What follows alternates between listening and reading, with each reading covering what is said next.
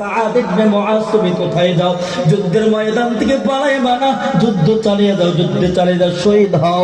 কারণ আমি আনাস উহুদের প্রান্ত থেকে জান্নাতের গ্রাম পাইতেছি। সুবহানাল্লাহ বলেন না জোরে আওয়াজ দিয়ে। ইন্নী আজিদু রিহাল জান্নাতি দুনাউদিন, আমি উহুদের প্রান্ত থেকে জান্নাতের গ্রাম পাইতেছি।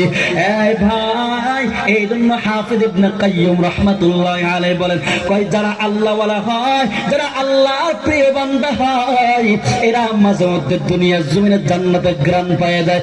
এমনকি মাঝে মধ্যে আমার আল্লাহ জান্নাতের পানি দিয়া, জমজমের পানি দিয়া গোসল করে আল্লাহর জান্নাতে নিয়ে যায়।